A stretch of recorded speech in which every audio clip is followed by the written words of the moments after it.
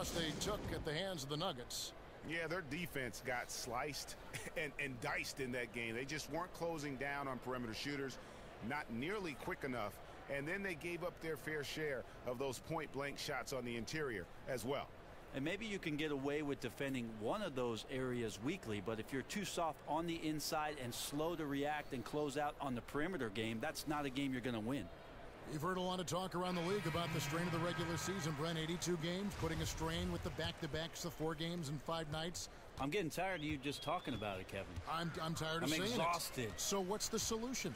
I really think that the preseason only needs to be 4 games. You could also do something, Kevin, with regards to training camp where you'd have players in their first through 4 seasons come in for 10 days prior to the veterans coming into camp, the 4 preseason games, and then you're ready to go.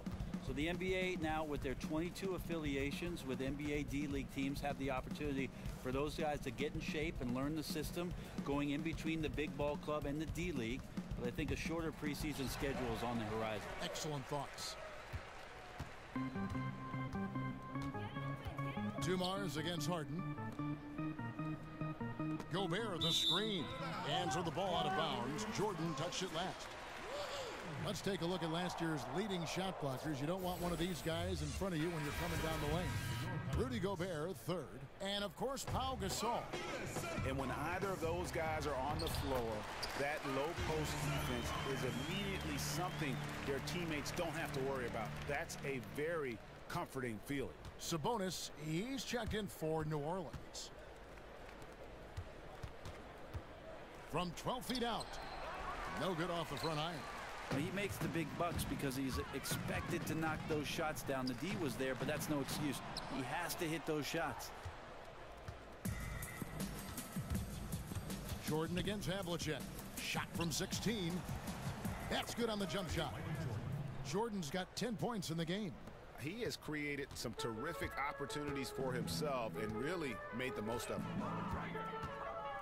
Dishes to Havlicek. And a great assist by Curry as that one goes in. A tough start scoring the basketball, but they're starting to turn it around now. Parker kicks to Jordan. In the corner, Harden, 3-pointer. That one's no good. That makes him 1 for 2. Pelicans trail by 14. It's Curry outside. Hits it from 3-point range. Curry's got his 3rd basket of the night right there. Yeah, they've raised their shooting percentage in this quarter, and they're starting to get on track. You know, what's amazing about Curry isn't just how dominant a shooter or player he is, but very few guys in the history of our game have actually changed it. And I think Steph Curry is rapidly moving into that category. I mean, now you see defenders who have to guard 35 feet away from the basket. You know, you generally don't see guys his size dominate the game when they don't feature that next level athleticism. So for what he's done, man, it is just incredible to watch. Williams, he's checked in for New Orleans. Williams comes in for Dumars and then for Golden State. Tim Duncan, he's checked in for Lopez. Ginobili comes in for Jordan. And J.J. Redick is subbed in for Parker. On its way from Curry for 2. Williams kicks to Williams. Back to Williams. And the foul called on Pau Gasol. That's his first foul. New Orleans making a switch here. Rivers checked in. Doc Rivers. Picked by Williams. High post shot. And there's Havlicek. That's good on the assist by Rivers. Havlicek's got 4 points this quarter. And with Curry, he's changing the game at the pro level and also for the future. There are going to be a lot of kids mimicking his play style. You can bet in 10 years there are going to be a ton of sharpshooters who modeled their game after Curry. I don't think anyone saw how he revolutionized the game when he first entered the league. And Gasol excels from that mid-range area. If you leave him open from there, you're going to pay the price. Williams kicks to Rivers. He gets that one. Rivers has got his first basket of the night. Fantastic awareness out on the floor. That's a textbook assist. Warriors leading by 9.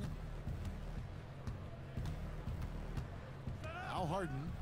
He's coming off a 28-point game against San Antonio. And he also was really tenacious about attacking the D and creating wide open shots for his other guys. That's why his teammates love him. 4 on the clock. Golden State needs to get off a shot. Ginobili with the 3. Drills the three-pointer. Ginobili's got 7 points in the game. Undeterred with a hand in his face, Ginobili's been taking advantage of that kind of defense for a long time. Back to Rivers.